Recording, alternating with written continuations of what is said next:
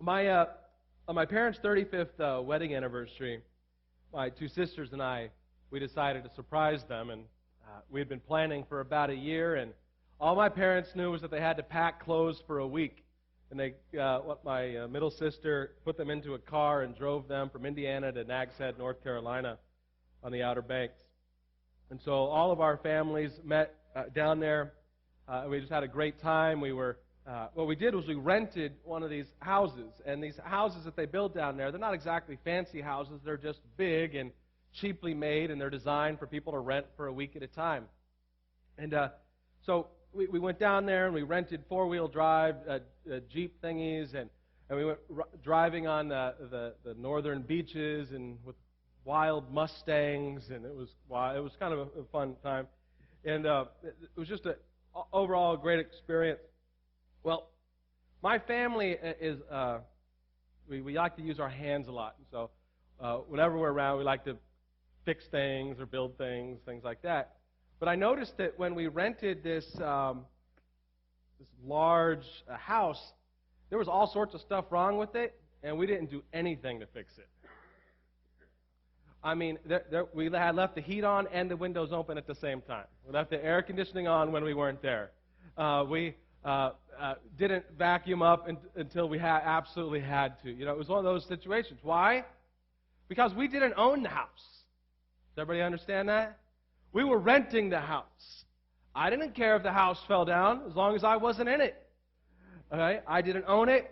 I was renting it with my family. And we've learned a lot, and I think we see that in life, that when you own something, you treat it differently than when you rent it. Maybe we shouldn't, but we do. That takes us to Luke chapter 10, and I want you to see this guy in the story who owns his faith and is not renting his faith. Does that make sense? See the guy in the story who's going to own his faith. One day, an expert in religious law stood up to test Jesus. I always wonder why people tried to test Jesus. By asking him this question, "Teacher, what should I do to inherit eternal life?" Jesus replied, "What does the law of Moses say? How do you read it?" The man answered, "You must love the Lord your God with all your heart, all your soul, all your strength, and all your mind, and love your neighbor as yourself." "Right," Jesus told him. "Do this and you will live." The man wanted to justify his action, so he asked Jesus, "And who is my neighbor?" He was hoping Jesus would probably say the guy that lives next to you. Jesus replied with a story. A Jewish man was traveling from Jerusalem down to Jericho, and he was attacked by bandits. They stripped him of his clothes, beat him up, and left him half dead beside the road. By chance, a priest came along, but when he saw the man lying there, he crossed to the other side of the road and passed him by. The temple assistant walked over and looked at him lying there, but he also passed by on the other side. Then a despised Samaritan came along. When he saw the man, he felt compassion for him. Going over to him, the Samaritan soothed his wounds with olive oil and wine and bandaged them. Then he put the man on his own donkey and took him to an inn, where he took care of him. The next day he handed the innkeeper 2 silver coins, telling him, "Take care of this man. If his bill runs higher than this, I'll pay you the next time I'm here." Now, which of these 3 would you say was a neighbor to the man who was attacked by the bandits, Jesus asked. The man replied, "The one who showed him mercy." Then Jesus said, "Yes, now go and do the same." Now, in case you're not familiar with this whole idea, the man in the story who was the hero was a guy that they called or referenced as a Samaritan. In fact, it says he was a despised Samaritan. We don't have a lot of Samaritans that live amongst us. In fact, in 2012, they said that there were probably 712 Samaritans left in the world. Okay, so there's not a lot of Samaritans hanging out. Well, in this particular time, Samaritans were looked down upon, watch this, because of their ethnicity. They were a slightly different ethnicity than pure Jews.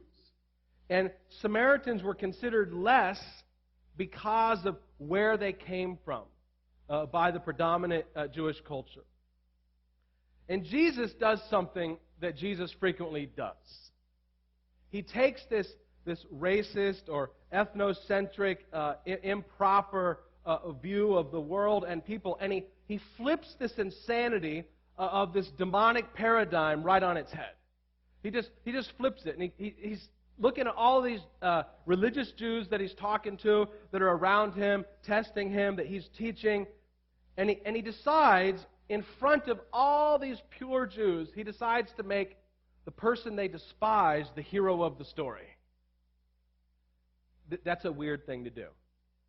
It's an unusual thing to do, because he's trying to teach them in a very, very important lesson. Jesus chose to make the hero the man who they all looked down upon. But in the story, the Samaritan was the man who believed most. How do we know that the Samaritan was the true believer in the story? We know that he was the true believer because he owned his faith. How do we know he owned his faith? Because of his actions. Has everybody got that? Everybody say actions. He owned his faith because of his actions. We know he believed because of what he did and how he acted. Watch this in the book of James. The brother of Jesus writes this. What good is it, dear brothers and sisters, if you say you have faith, but don't show it by your actions? It's a question. Can that kind of faith save anyone? Suppose you see a brother or sister who has no food or clothing, and you say, goodbye, have a good day, stay warm and eat well. But then you don't give that person any food or clothing. What good does that do? Now, I always, when I read the book of James, and I recognize that James is Jesus' brother, James at this time was the leader of the church, and you can almost feel the frustration as he writes this. It's like, come on, get with it. Don't just say you believe, do something about it. He says in verse 17, so you see, maybe one of the most important verses in the Bible, faith by itself isn't enough. It's a very, very important verse. Faith by itself isn't enough. Unless it produces good deeds, it is dead and useless. Now, someone may argue, some people have faith, others have good deeds, but I say, how can you show me your faith if you don't have good deeds? I will show you my faith by my good deeds. You say you have faith, for you believe that there is one God. Good for you. Even the demons believe this, and they tremble in terror. How foolish. Can't you see that faith without good deeds is useless? Again, one of the most important passages in the Bible. You see, in this story, in the Good Samaritan story, or the despised Samaritan story, there were two other religious types in the story. There was a priest and a religious worker. Neither of them, according to this story, had proper faith because they didn't do anything. Even though they certainly knew the Scriptures in their head. They certainly had heard about the heart of God through the reading of the Scripture. They certainly had plenty of opportunity to encounter the presence of God. They were religious workers. They taught the people. They worked with the people spiritually. And yet, they were spiritual imbeciles, according to this. And we know that they were spiritual numbskulls because of their behavior or their lack of action. Everybody say action again. Action. I feel like everybody's still sleeping this morning. Come on, wake up, wake up, wake up, okay? Action. Okay, here we go. You're all waking up. The Samaritan man acted on his faith in God, but the priest and the religious worker did not. One of them even went over and looked and left. That's messed up, just in case you're curious. There's something very wrong about that. The Samaritan, the despised Samaritan, the impure Jew, he honored God. He acted upon his faith in God. He honored the Scriptures. Watch this. He even honored his Jewish brother that was beaten in the ditch, even though his Jewish brother would likely have not honored him. That's an amazing point right there. That we're supposed to honor people and love people even if they don't honor us. Even if they would despise us and hate us, we're still supposed to love them. We're still supposed to return kindness when people show us evil. Jesus is making it plain. You can say you are a believer. You can be theologically pure. You can be filled with all types of intellectual knowledge of the work of God throughout history. But it just doesn't matter. A.W. Tozer, a man that's influenced me greatly, said that the devil is a better theologian than any of us, and is the devil still. Your brain might believe everything Jesus said, but that's not enough. You must own your faith. You must own it and not rent it. Do you see how that story weaves in right there? Don't rent your faith. Own it. A lot of people rent their faith for a season. Going through a difficult time, they turn to God. When difficult time's over, they stop paying the rent. They don't own their faith. If you have been renting your faith, I want you to consider changing your posture. Jesus would be saying to you, when you let me own your heart, and your heart begins to own me, it will be evidenced by your actions. In other words, the evidence that you own your faith can be found in whether or not each day your actions fall in line with this. You must love the Lord your God with all your heart, all your soul, all your strength, and all your mind, and love your neighbor as yourself. Sometimes they do these interesting and somewhat useless statistics about how many Americans believe in God. Have you ever heard these stats? And sometimes they'll say like 90% or 95% or 98% of Americans believe in God. Boy, that's making a big difference, isn't it? It makes no difference because they don't own their faith. They don't know what they believe. They just want to believe in something more than themselves. Listen, I don't care if my daughters can quote the Bible from the front to the back, because that's not owning their faith. What I care about is if they will love the unlovable and if they will return kindness for evil. That's what I'm concerned about. Our actions determine whether or not we own our faith. That's a great point. You should pay me extra for that.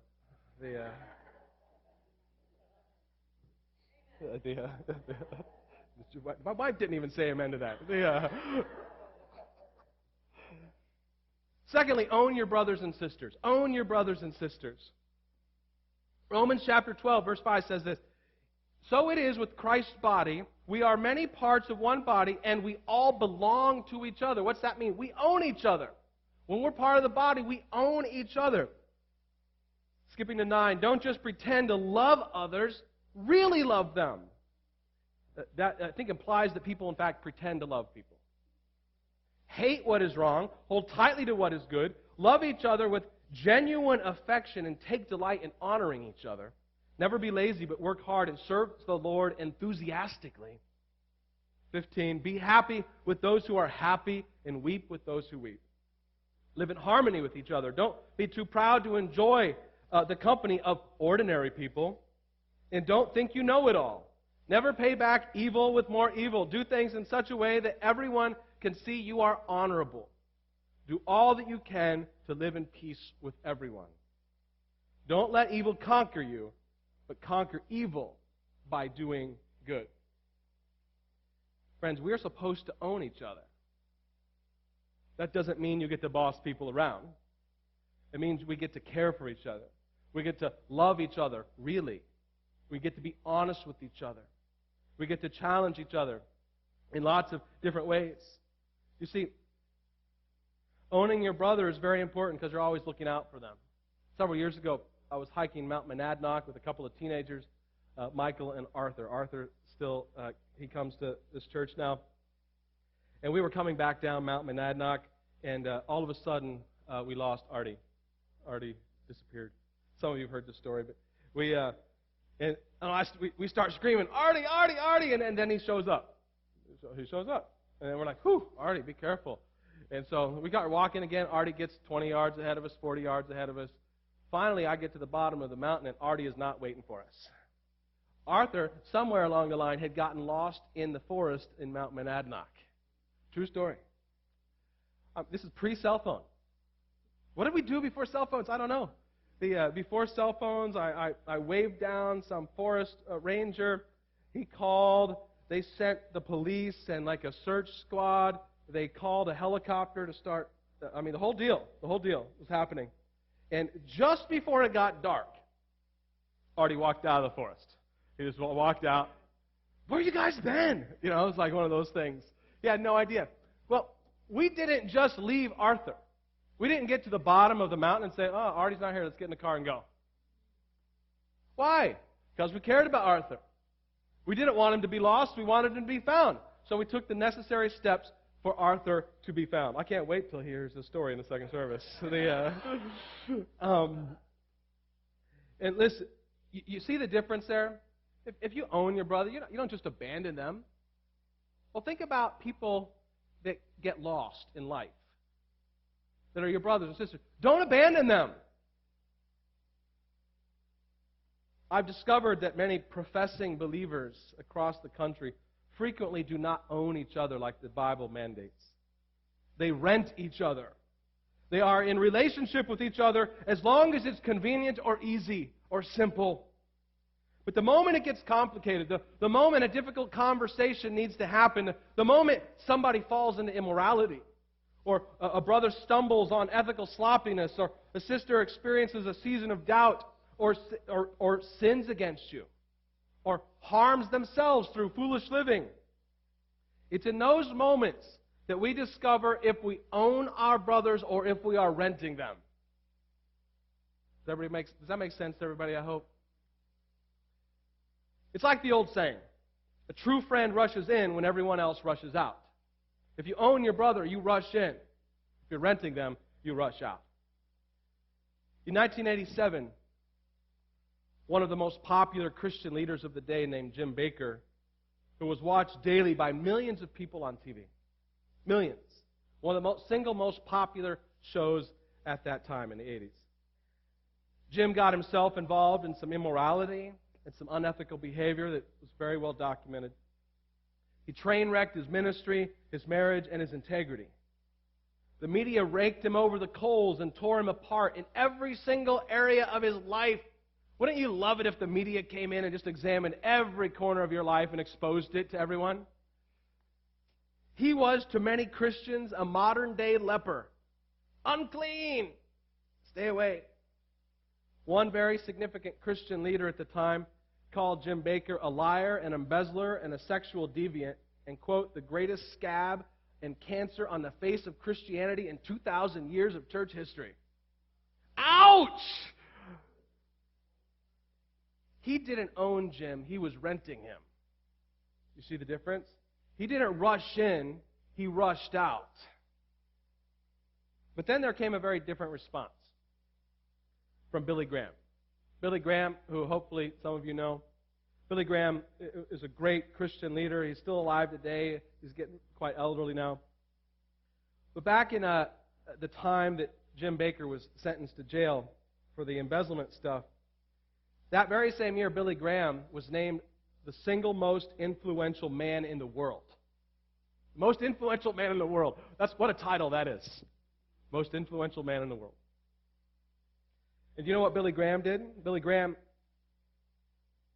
didn't pick on Jim. He went to visit him in prison. He went not to say, Jim, you're so naughty. He went to pray with Jim and restore Jim back into his relationship with Christ and to continue on and move forward.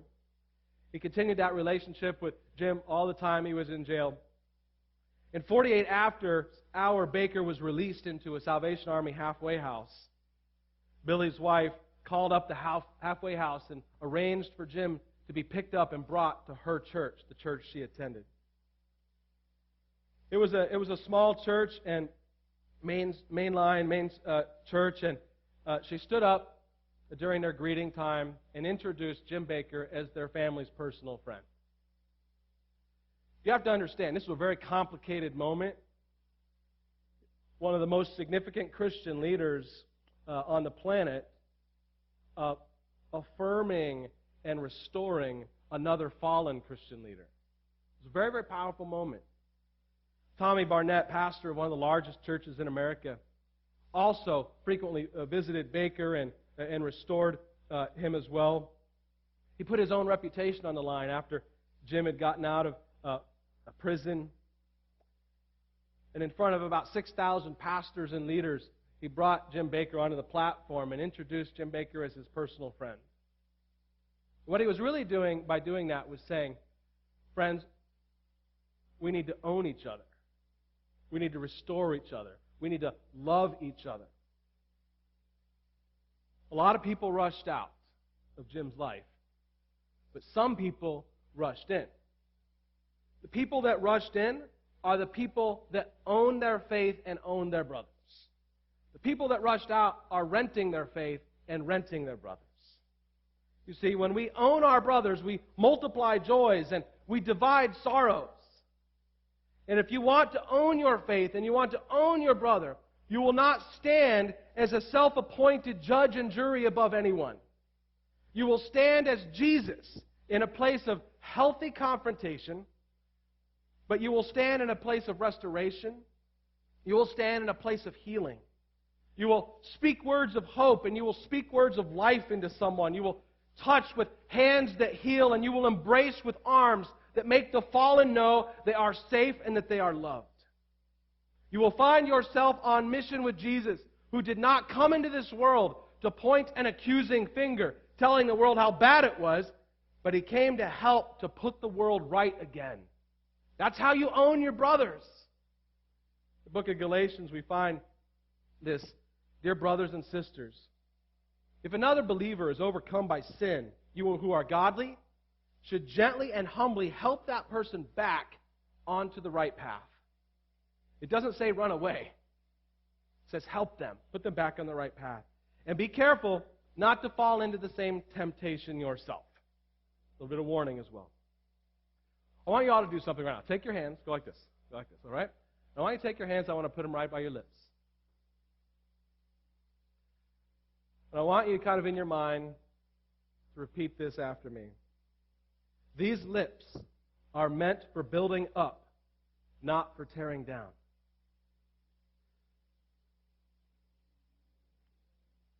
Now I want you to look at your hands, just in your mind. You don't have to say it out loud. Just in your mind. Your minds talk awfully loud. Now look at your hands. Look at your hands. And remind yourself, these hands were meant to heal and not to harm. Now I want you to look at your feet. Hopefully you can see them.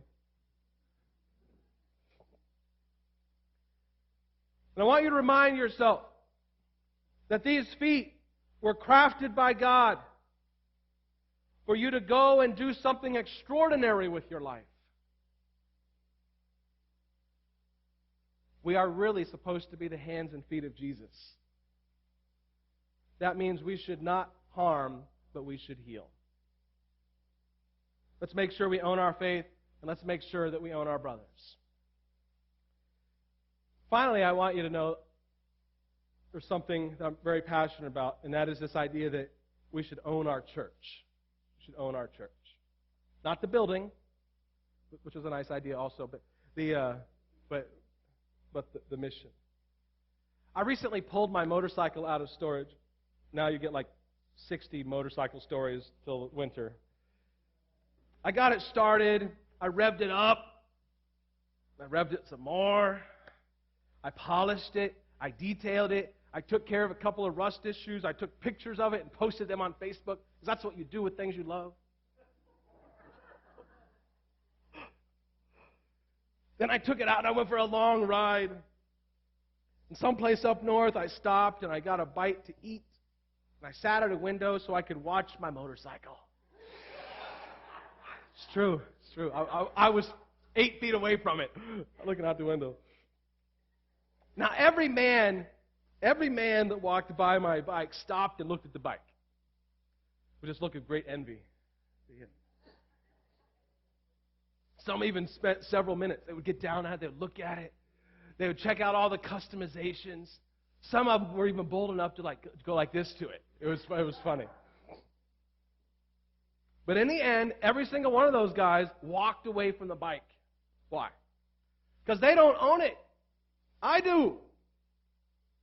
And there's something about owning something, that when you own it, you treat it differently than when you are just visiting or renting something. There's a couple things I've noticed about owning. If we own it, we treat it well. If we own it, we become passionate about it. I always wanted a motorcycle, but I didn't become passionate about it until I owned it. I didn't go around polishing other people's motorcycles.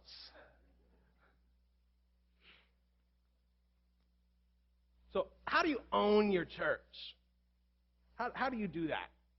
Well, you own its mission, and you begin to fulfill that mission. I think our mission as a church can be summed up very nicely in the passage in Isaiah chapter 61. So if you wondered what in the world we're here for, pay attention to this. The Spirit of the Sovereign Lord is upon me, for the Lord has anointed me, that means you, to bring good news to the poor. He has sent me to comfort the brokenhearted, to proclaim freedom, to proclaim that captives will be released and prisoners will be freed. He has sent me to tell those that mourn that the time of the Lord's favor has come, and with it the day of God's anger against their enemies. If you want to own your church, you fulfill that mission right there. Fulfill that mission. Own it. This week, East Coast International Church had a major milestone. You turned 12. You turned 12 last Monday. You didn't know it, but you turned 12.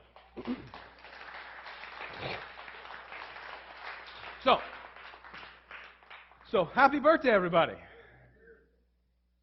It was a rough night.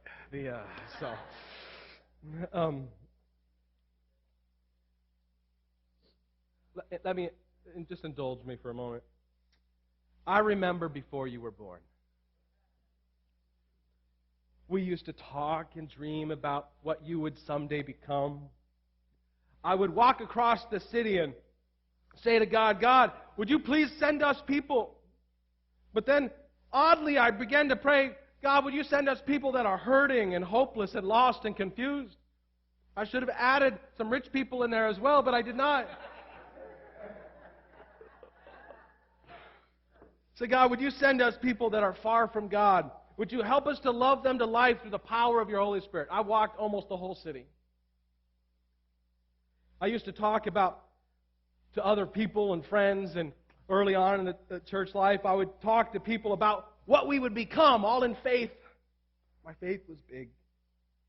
But friends, I no longer have to speak about the future when I describe you today. I can talk about who we are right now, not just what we will be in the future, and who we will continue to be. No longer are you just a dream. No longer are you just an experiment. You are, in fact, a reality. And friends, you might say, well, who am I? How do I own this thing? You own it by staying on mission. And this is a church, friends, where everybody's welcome. And I know I say that all the time, but people still don't believe me. Everybody is welcome. This is a church where those that are far from God can come near. And this is a church where the broken can be healed. And this is a church where you serve in your purpose and passion. And this is a church where dreams come alive. And this is a church that challenges you to change your city. And this is a church that chooses compassion over condemnation. And this is a church where every person is valued. And this is a church that has faith to believe that no matter how captive you are, that Jesus can and will set you free. This is a church that understands that Jesus is the way, the truth, and the life, and that no one has a chance to be in right relationship with God without Jesus. And this is a church that understands we all have different stories, and we respect that each person's process of owning their faith is going to be a little different. This is a church intent on leaving a legacy of hope and healing in the city of Lynn, that will last long after you and I are dead. This is a church that would rather deal with your garbage than have you pretend like everything's okay. This is a church that might serve in the ghetto, but we will never be a ghetto church.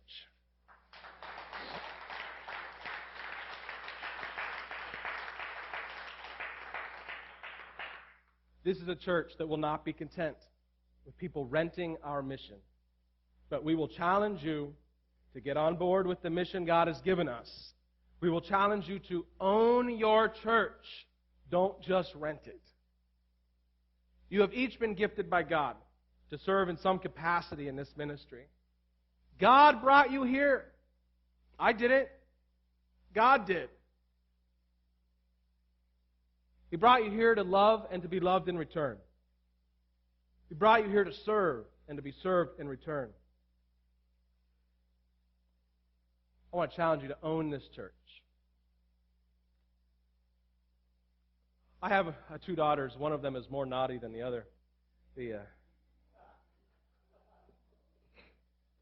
One of them is more publicly naughty, I should say. And one of your kids really was just bugging the tar out of Haley like 3 weeks ago in kids' church, and which she probably deserved, but that's all right. And so one of your kids was like bugging her, and she turns around, and she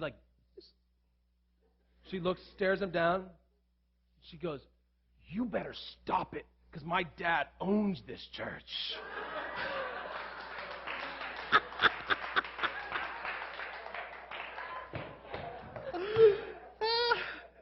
Sorry about that.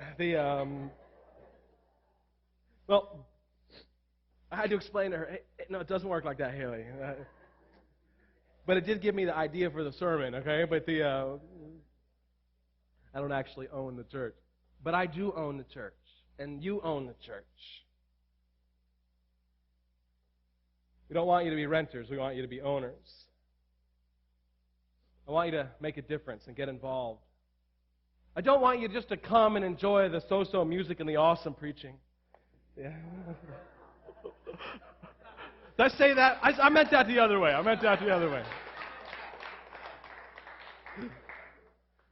Don't rent us. We don't have enough room for you to rent us. Own us. Sometimes our words give us away. The worship team can come on back up.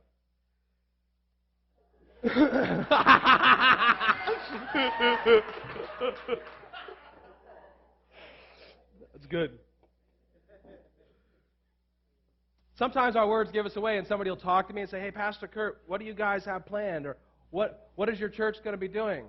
And I'll pause and I'll say, "It's our church." Not your, our. We. Not you, but we, us, our. Some of you will own the mission of this church by serving, maybe All City Kids, All City Youth, or nursery, or the construction team, the facility cleaning team, the small groups on Wednesday nights, or hospitality, spiritually coaching others, encouraging the hurting, driving the bus, praying for the sick, leading worship, or a myriad of other things. But at this church, I want to make it clear. The bench at our church is supposed to be very short. We don't want to bench you all. We want you to be in the game. To the whole world, you might just be one person. But to one person, you might just be the whole world. When we examine the life of Jesus, we see that his entire ministry was dedicated to making a difference in the lives of people, one person at a time. He healed the blind man, one at a time. He raised one boy from the dead, one at a time. He played with the child, and he comforted a grieving mother, and he delivered a man from bondage. And Jesus got involved in the lives of individual people. And if you've been renting this church, and I want to challenge you, it's time. Get off the bench and start owning the church. Get involved. Maybe you wonder how to do that. Well, I would encourage you, talk to the ministry leader. Talk to the people that are in the ministry of something you'd like to do. Maybe you'll find it's not your gift. That's okay. We'll move into something else. If you really don't have any idea, talk to Pastor David right there. There's a cell phone number right there. Hey, seriously, you can plug it in right now. Like, I don't know how to do. Talk to Pastor David. If you say, Kurt, I don't know what to do, I'm going to say, talk to Pastor David. 3 things. Why don't you stand up? It's good to see you. Finally woke up. It's good to see you. Good to see you.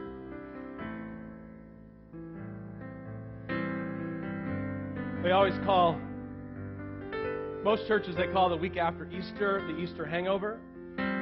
For us, it's the hip-hop hangover.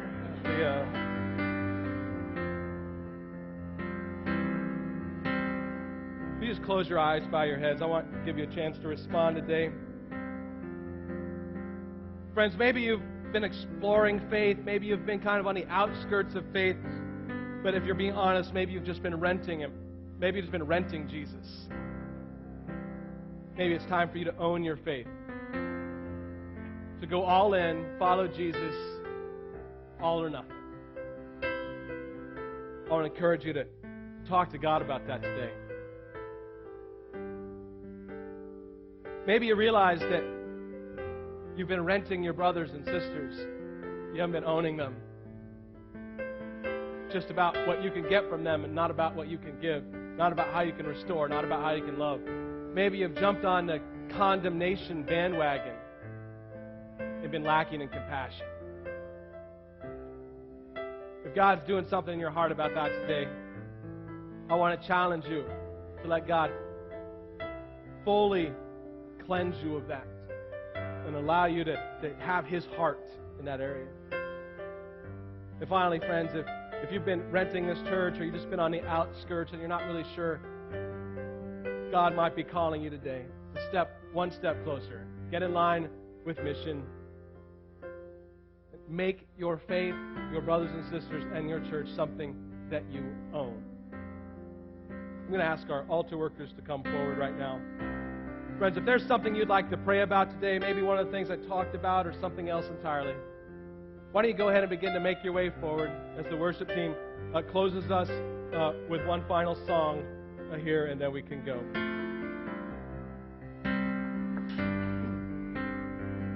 Let's all sing together.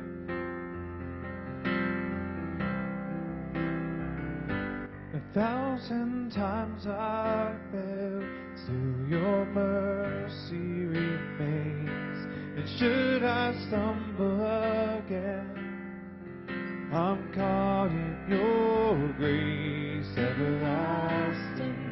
Your light will shine when all else fades.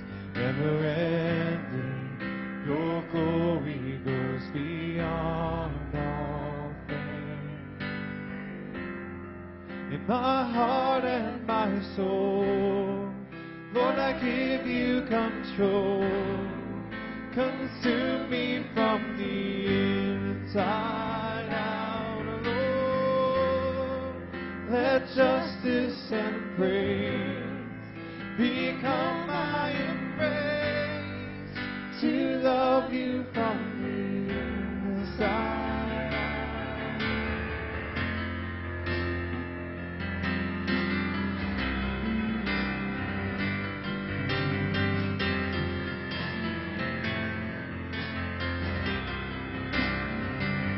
Your will above all else, but my purpose remains. The art of losing myself in bringing you praise everlasting. Your light will shine when all else fades. Never ending, your glory goes beyond all things. In my heart and my soul, Lord, I give you control. Consume me from the inside out, Lord. Let justice and praise become my embrace, to love you from the inside out. Never ending, your light will shine.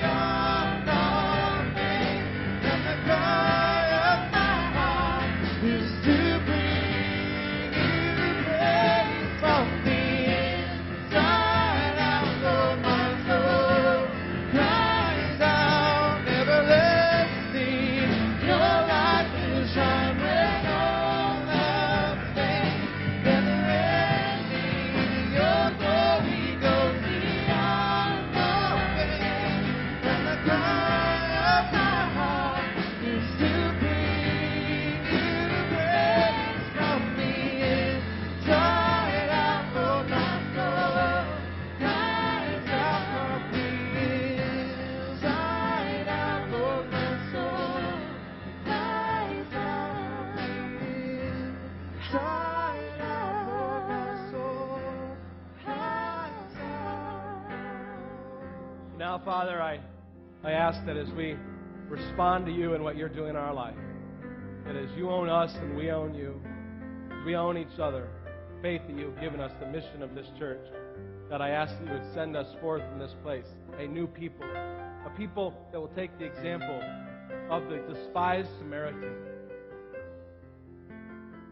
God, help us to speak words of life with our lips, to heal with our hands, and to live extraordinary lives with our feet. We pray in Jesus' name.